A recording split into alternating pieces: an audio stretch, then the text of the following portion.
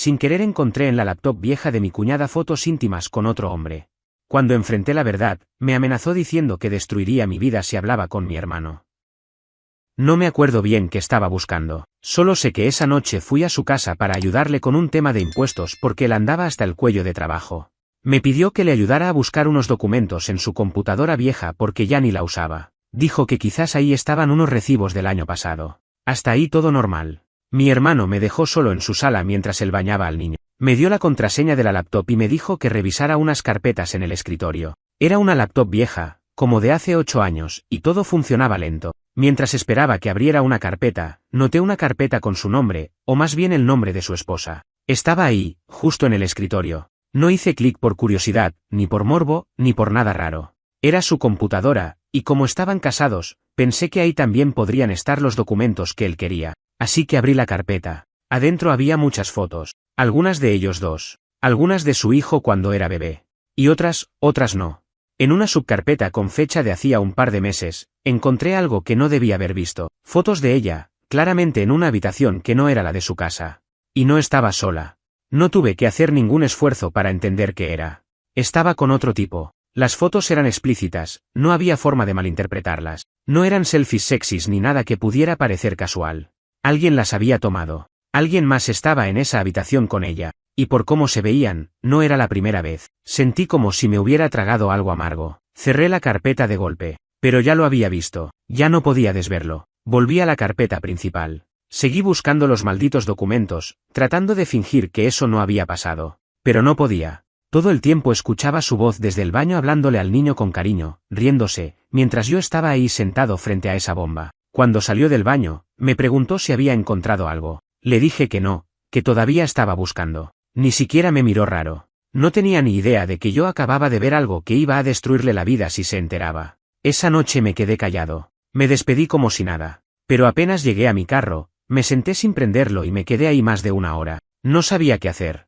No sabía si decirle. No sabía si era mi lugar. Pero más que eso, no sabía si él me iba a creer. Porque te juro que si hay alguien en este mundo que ha confiado en su esposa hasta el punto de la ceguera, es mi hermano. Y ahí fue cuando empecé a recordar cosas. No fue hasta que volví a casa esa noche que empecé a atar cabos. No de forma consciente. Fue como si las piezas hubieran estado flotando ahí todo el tiempo, pero solo ahora empezaban a caer en su lugar.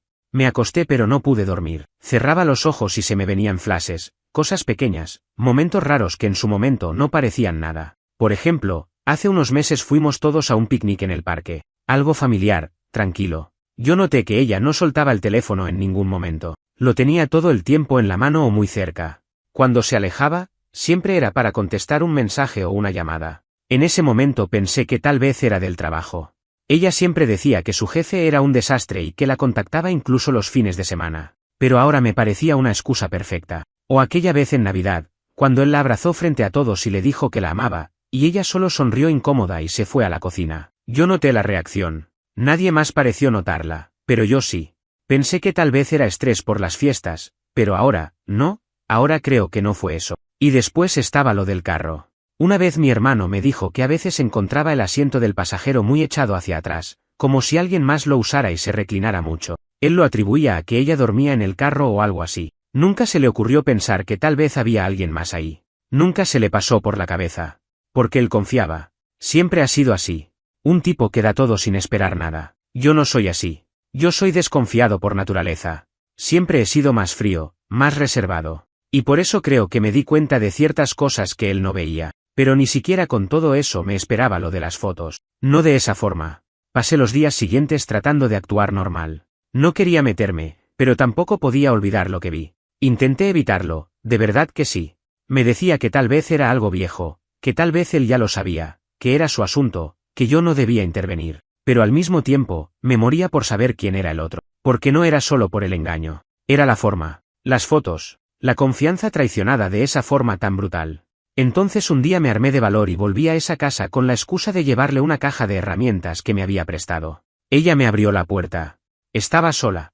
Me saludó como siempre, sonriendo, como si nada. Como si no estuviera escondiendo algo que podría arruinar todo. Entré, le dejé la caja, y cuando estaba a punto de irme, le solté. ¿Aún usas esa laptop vieja? Ella se quedó un segundo en silencio. Lo noté. Esa pausa. Esa microexpresión. Después dijo que no, que ya ni se acordaba de ella. Me dijo que probablemente ya ni servía. Y ahí confirmé algo. Porque su reacción no fue natural. Fue tensa. Como si supiera que algo estaba mal, pero no supiera que tanto yo había visto. Volví a casa más jodido que antes. Porque ahora no solo sabía que lo estaba engañando. Ahora sabía que ella sabía que yo sabía algo. Y eso la hacía peligrosa. El día siguiente me llegó un mensaje de un número que no tenía guardado. Decía: no te metas donde no te llaman. No sabes con quién estás jugando. No firmaba nadie, pero no necesitaba que lo firmaran. Sabía perfectamente quién lo había mandado. No contesté ese mensaje. No sabía qué decir. Me quedé mirando la pantalla un rato, sintiendo que me estaba metiendo en algo que me iba a joder la vida si no tenía cuidado. Pero también sabía que ya estaba dentro. Era tarde para echarme atrás. Ella sabía que yo había visto algo, aunque no sabía exactamente qué. Y yo sabía que si me quedaba callado, iba a tener que vivir con eso clavado en la garganta cada vez que viera a mi hermano. Y te juro por todo que no era solo por chisme, ni por hacerme el héroe. Era rabia, pura rabia, porque él ha dado todo por esa mujer. Ha trabajado como burro, se ha partido el lomo para mantener la casa, ha dejado de hacer cosas para él solo para que a ella no le falte nada. Y mientras él anda con ojeras hasta la barbilla, ella anda tomándose fotos con otro. Pero no fui corriendo a contarle. No soy así. Lo que hice fue guardar el mensaje, hacer captura de pantalla, y empezar a armarme mentalmente. No sabía cómo iba a explotar esto, pero sentía que si iba a hacerlo, tenía que estar preparado para lo peor. Porque si ella ya estaba mandando amenazas así, era porque estaba dispuesta a embarrarme si era necesario. Esa semana evité pasar por su casa. Le dije a mi hermano que andaba ocupado. Pero él igual me llamó un par de veces para preguntarme si podía ir a ver al niño porque él iba a salir tarde del trabajo. La ironía me dio un puñetazo en el estómago. Él, confiando en ella, y ella, acostándose con otro mientras él se mataba en una oficina. Así que fui a cuidar al niño como siempre, y cuando ella salió de la casa para hacer unas compras, aproveché. Revisé la laptop otra vez. Esta vez no solo vi las fotos, me metí en la carpeta completa. Había más cosas, vídeos, capturas de pantalla de chat. Incluso correos. Era todo un archivo de pruebas que podrían volarle la cabeza a mi hermano. No voy a entrar en detalles de lo que vi porque ni yo quiero recordarlo. Solo diré que no había duda. Ella lo venía engañando desde hacía mínimo un año, con un tipo que por las fotos parecía vivir cerca. En algunos correos hablaban de lugares donde se veían. Uno era un motel que estaba a unas 10 cuadras de su casa. Otro era una cabaña en Vermont. Había fechas, horarios, conversaciones de te extraño y cuando te vuelvo a ver, y lo peor, frases como nunca le voy a decir, él no se lo merece pero tampoco quiero que me quite al niño. Eso me rompió. Porque no solo era traición. Era manipulación. Era usar a mi sobrino como escudo. Era estar con mi hermano por conveniencia, mientras planeaba una doble vida por puro capricho. Copié todo en un pendrive. Lo guardé en el bolsillo sin decir nada. Me senté a jugar con mi sobrino como si nada hubiera pasado, con una sonrisa falsa que me dolía en la cara.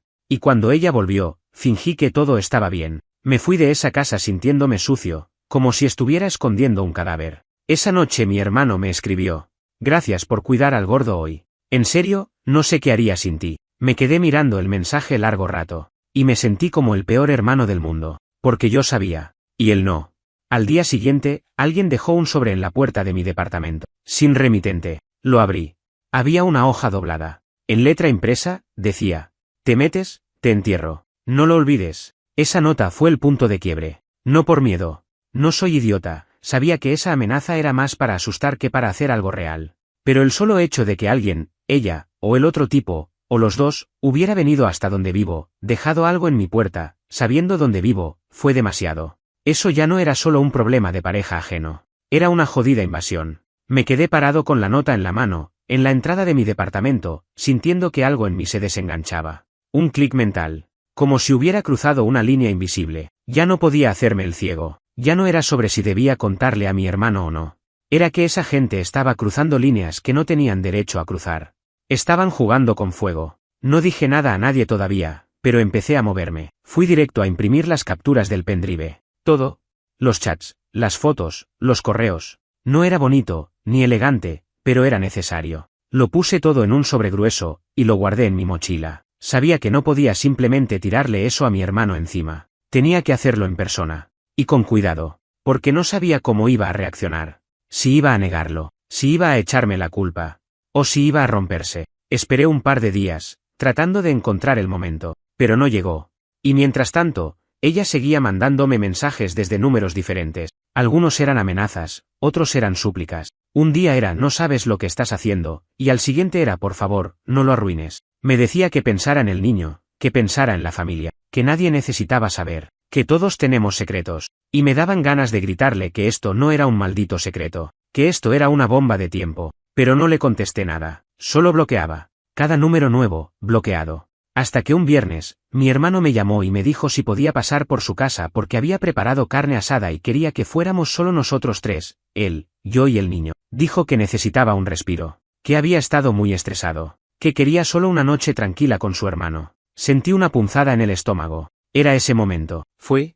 Me recibió como siempre, con ese abrazo fuerte que siempre da. Sonreía, pero se notaba que estaba agotado. Bajo la sonrisa había bolsas en los ojos, y una tristeza que ya no sabía cómo esconder. Nos sentamos a comer, el niño ya dormido en su cuarto. Hablamos de cualquier cosa, fútbol, trabajo, películas. Pero en un punto se quedó en silencio, mirándome, y soltó. La he notado rara. ¿Desde cuándo? Le dije, como si no supiera la respuesta.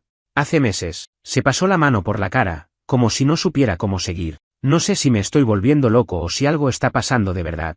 Y ahí supe que no podía esperar más. Saqué el sobre de la mochila. Lo puse sobre la mesa. No dijo nada, solo me miró. Ábrelo. Le dije. Tardó un par de segundos, como si no supiera si hacerlo, pero lo abrió. Fue pasando las hojas una por una. No hablaba.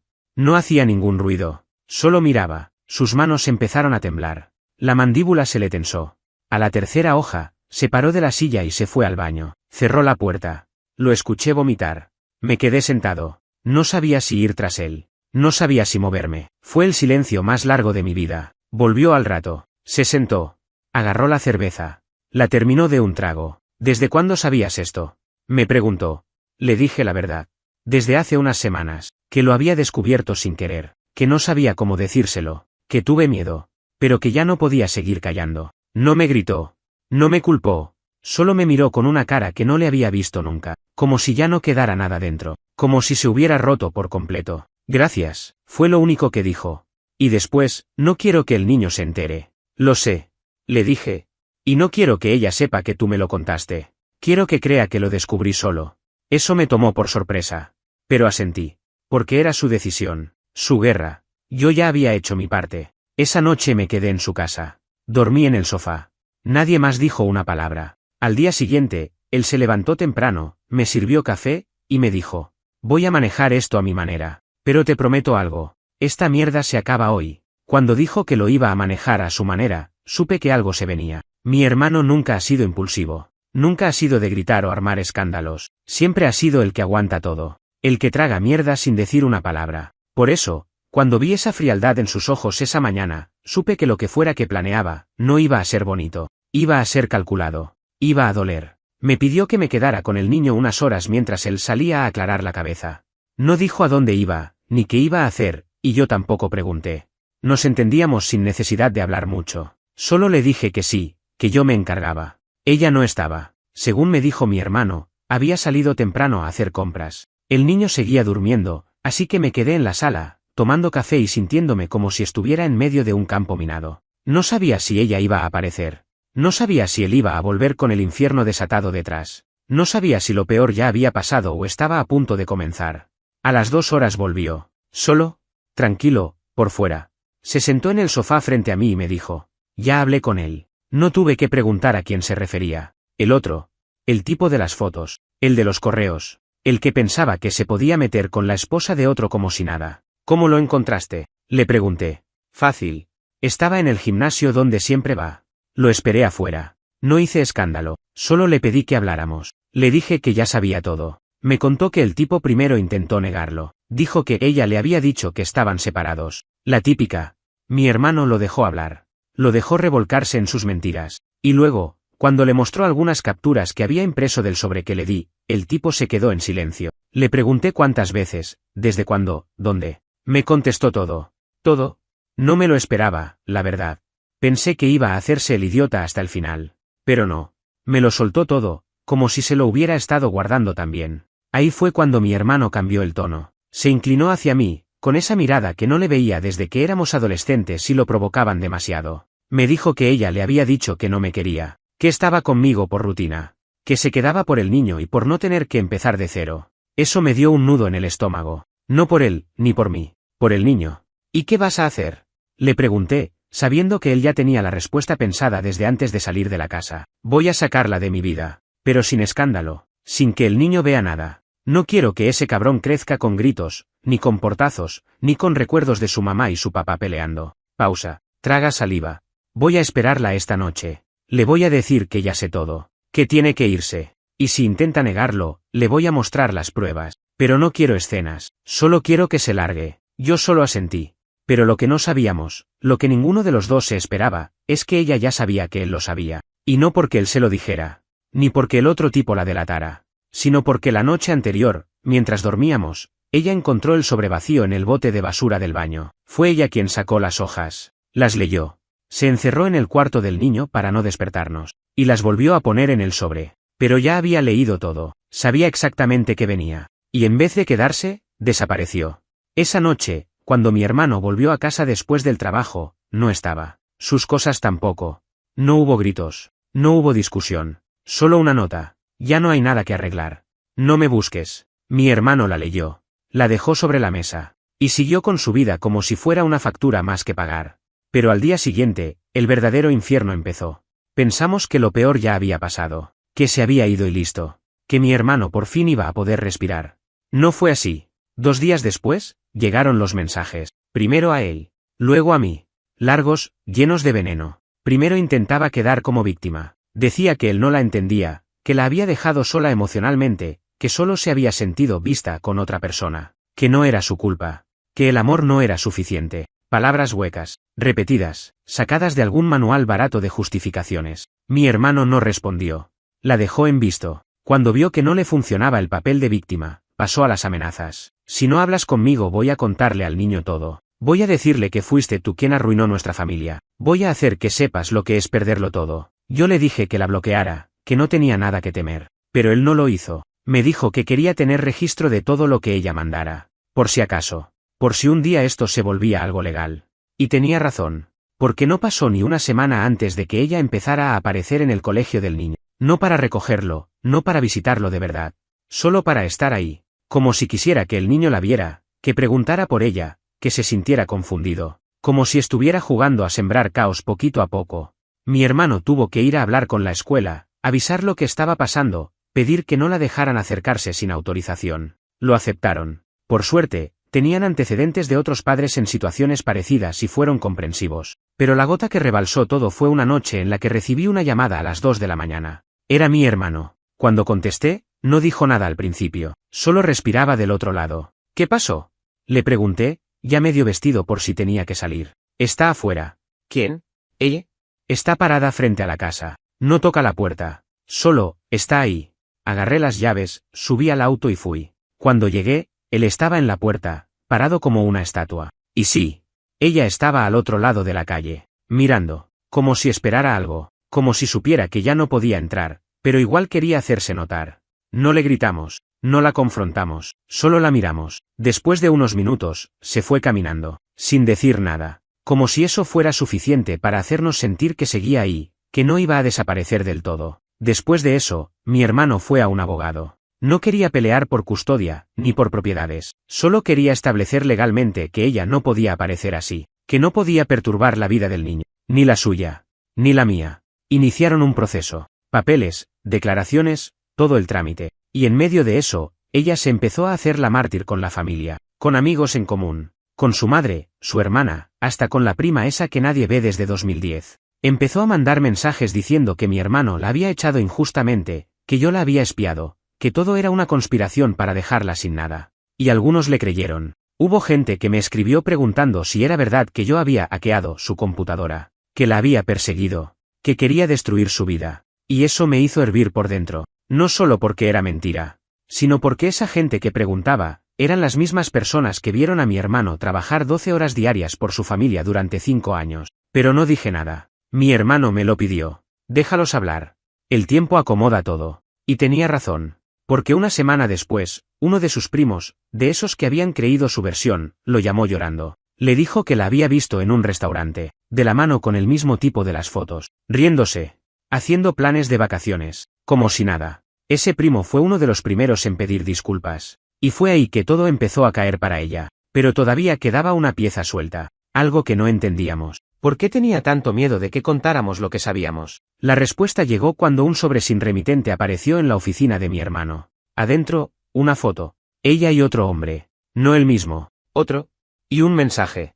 No es la primera vez que lo hace. La foto era clara. No era de ahora. Por la ropa, el peinado, el lugar, se notaba que era de hace unos años. Pero no importaba el cuándo. Importaba lo que mostraba. Era ella, besándose con otro hombre que no era mi hermano. Ni el tipo de las fotos del motel. Otro más. Tercer participante. Un triángulo convertido en cuadrado. Mi hermano me mandó la foto por mensaje. No me dijo nada más. Solo una imagen. Y cuando lo llamé, su voz sonaba distinta. Como si ya no quedara enojo, ni tristeza. Solo un vacío. Un cansancio que le venía desde adentro. Esto no es solo una infidelidad. Esto es un patrón. Sí, le dije. Es una persona que nunca dejó de jugar a dos bandas. Y ahí empezamos a reconstruir el historial. Él recordó que, hace años, justo antes de que se casaran, ella se había desaparecido por unos días con la excusa de visitar a una amiga que vivía en Oregón. En ese entonces, no preguntó mucho. Confiaba. Ahora, todo encajaba. Esa foto podía ser de ese viaje. Él no sabía quién había mandado el sobre. Ninguna firma, ningún indicio. Pero alguien lo sabía. Y ese alguien quería que él también lo supiera. Tal vez un ex del tipo. Tal vez alguien con sed de venganza.